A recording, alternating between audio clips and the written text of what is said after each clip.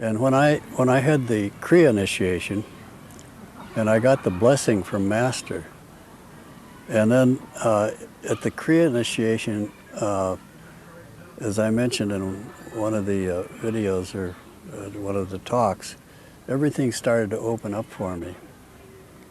And at SRF, it was more or less in those days a kind of a philosophy. You know, they're going into the teachings of yoga. And here these things were opening up, and I didn't have any help. And at first, you know, when I was with Rajasi, I would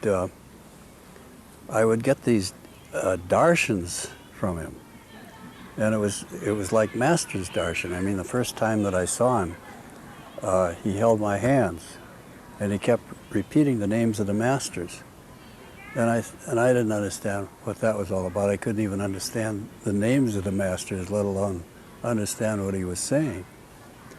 But I realized through the years, you know, this energy that he was awakening in me. And I thought it was his energy, but, you know, we're like tuning forks. And so when he would put his energy into me, like the guru who is a giver of light, and when he would put that energy in me, it would awaken that inner energy. And then I started to go through many experiences throughout the years. And there was nobody around because, you know, my body was going through different movements and things like that. And there was nobody around. I remember going to Durga because I was having these things out in the Borrego Desert, and I would go out in my home there. Rajasi would come over, you know, and he'd come to our house sometimes in the afternoon. And we would sit together on our couch inside, and he would sit between my wife and I. And we'd sit there and we'd just meditate. And then he'd quietly get up and he'd go out the door and he'd go back to his house. You know, it was within walking distance of where we are. So then I think, oh, I'd really be blissed out. And I'd go out in the chair. We had these barwa chairs out on the deck by our swimming pool there. And I'd sit on that chair, and it was a kind of a chair you could tilt if you wanted to be forward or lay down and be in the sun. And when I do that, when I just relax, well, the whole chair would be rocking back and forth. And I thought, my God, this is strange. And then when I'd sit to meditate, instead of being still, my body would want to move all the time. So I went to Durga with this. You know, I thought, well, she's the senior woman renunciate here, and she knows all about this. And she said, oh, no, you can't move. You've got to sit there. You know, you've got to be straight. You've got to keep your back straight. You can't lean against the chair, and you can't do this, you can't do that. And so I really tried to kind of throttle this stuff back. You know, I thought, well, I'm kind of weird, and this is not the way it's supposed to be.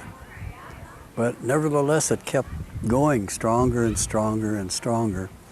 And it got to the point, you know, when I was traveling in India, where it would really get powerful. And I was starting to go through different postures, like the original yoga postures were such that they were discovered by this inner energy.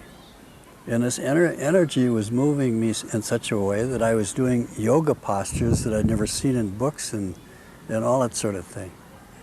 And fortunately, throughout my whole journey, which lasted a long, long time, and I guess you might say it's still going on a little bit, but I really felt Master's guidance in all this. And I was guided unerringly to the places where I should be at a perfect time. And it was so uncanny to me.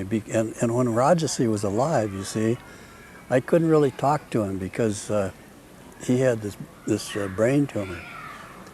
And so it was very, very difficult for me but I realized now that the answers to these things cannot be explained by somebody else, but that we really have to go through this whole process by ourselves, and we have to seek these answers, and the answers will come through a deep understanding of getting the mind quiet.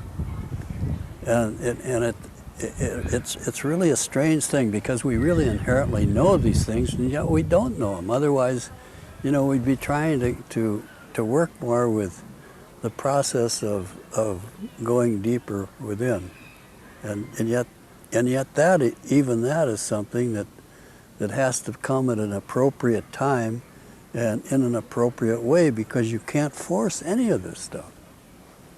And so this was a learning process that has been going on with me since I met Master, and it's always been, I feel, through his grace and through his help that I've been led to certain places that has given me a deeper understanding of the whole process.